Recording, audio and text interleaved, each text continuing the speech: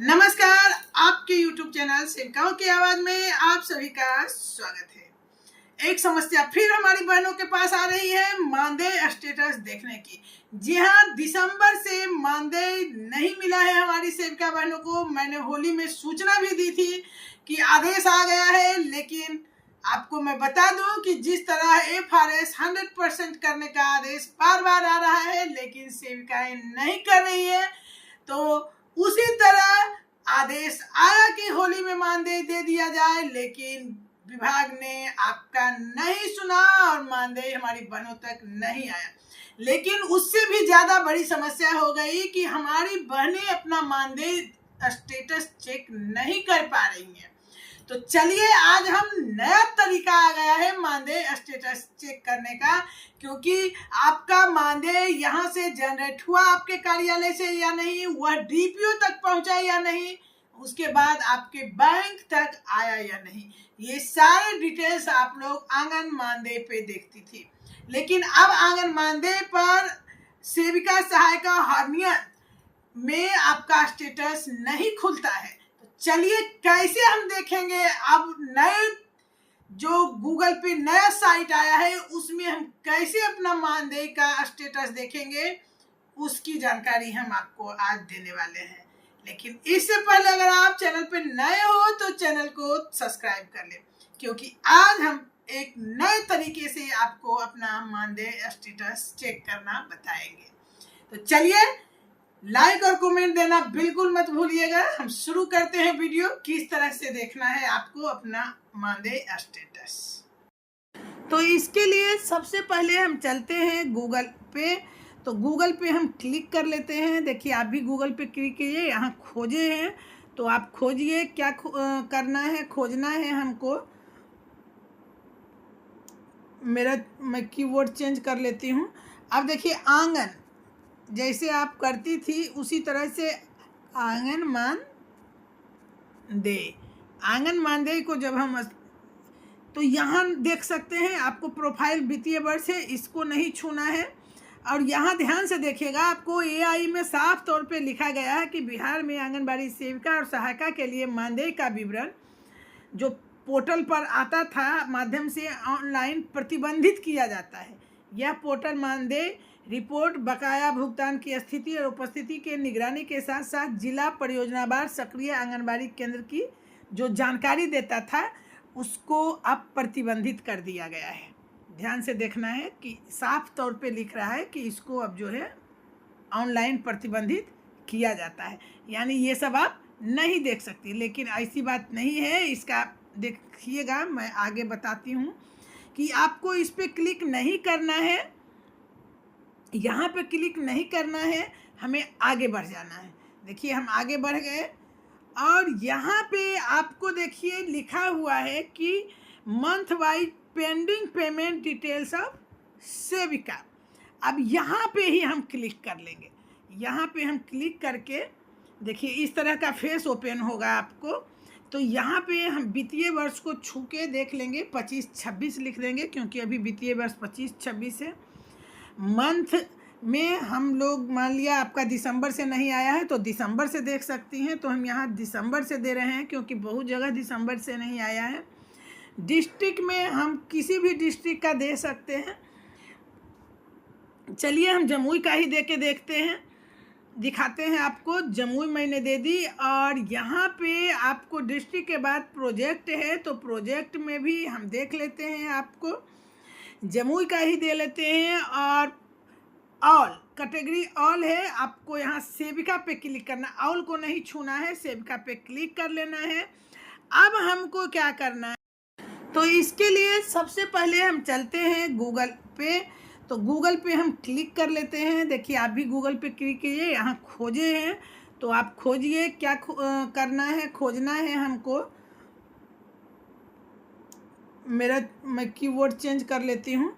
अब देखिए, आंगन जैसे आप करती थी उसी तरह से आंगन मानदेय को जब हम तो यहाँ देख सकते हैं, आपको प्रोफाइल वित्तीय वर्ष है, इसको नहीं छूना है। और यहाँ ध्यान से देखिएगा, आपको एआई में साफ तौर पे लिखा गया है कि बिहार में आंगनबाड़ी सेविका और सहायिका के लिए मानदेय का विवरण जो पोर्टल पर आता था माध्यम से ऑनलाइन प्रतिबंधित किया जाता है। यह पोर्टल मानदेय रिपोर्ट, बकाया भुगतान की स्थिति और उपस्थिति के निगरानी के साथ साथ जिला परियोजनावार सक्रिय आंगनबाड़ी केंद्र की जो जानकारी देता था उसको अब प्रतिबंधित कर दिया गया है। ध्यान से देखना है कि साफ तौर पे लिख रहा है कि इसको अब जो है ऑनलाइन प्रतिबंधित किया जाता है, यानी ये सब आप नहीं देख सकती। लेकिन ऐसी बात नहीं है, इसका देखिएगा, मैं आगे बताती हूँ कि आपको इस पर क्लिक नहीं करना है, यहाँ पे क्लिक नहीं करना है, हमें आगे बढ़ जाना है।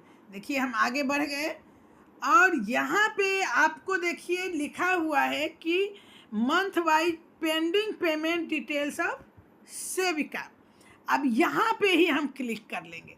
यहाँ पे हम क्लिक करके देखिए इस तरह का फेस ओपन होगा आपको। तो यहाँ पे हम वित्तीय वर्ष को छू के देख लेंगे, 25-26 लिख देंगे क्योंकि अभी वित्तीय वर्ष 25-26 है। मंथ में हम लोग मान लिया आपका दिसंबर से नहीं आया है तो दिसंबर से देख सकती हैं, तो हम यहाँ दिसंबर से दे रहे हैं क्योंकि बहुत जगह दिसंबर से नहीं आया है। डिस्ट्रिक्ट में हम किसी भी डिस्ट्रिक्ट का दे सकते हैं। चलिए हम जमुई का ही दे के देखते हैं, दिखाते हैं आपको। जमुई मैंने दे दी और यहाँ पे आपको डिस्ट्रिक्ट के बाद प्रोजेक्ट है तो प्रोजेक्ट में भी हम देख लेते हैं, आपको जमुई का ही दे लेते हैं। और ऑल कैटेगरी ऑल है, आपको यहाँ सेविका पे क्लिक करना, ऑल को नहीं छूना है, सेविका पे क्लिक कर लेना है। अब हमको क्या करना है कि यहाँ गेट डिटेल्स पे जब क्लिक करेंगे तो आपका ये डिटेल्स आ जाएगा। तो यहाँ पे आपको ध्यान से देखिएगा कि अकाउंट लॉग ब्लॉक आया है, उसके बाद ये सारे ब्लॉक हैं, वेरीफाई किया गया है बट सैलरी सपोर्टेड साफ लिख रहा है। आपको मैं दिखाती हूँ यहाँ पे कि देखिए यहाँ जो है, ध्यान से देखिएगा, मैं ऊपर दिखाऊंगी तो आपको समझ में आएगा। देखिए यहाँ पे अटेंडेंस वेरीफाई नहीं हुआ है, ना बैंक गया है। आप देख सकते हैं इसमें जनवरी माह का अटेंडेंस ही नहीं बनाया गया।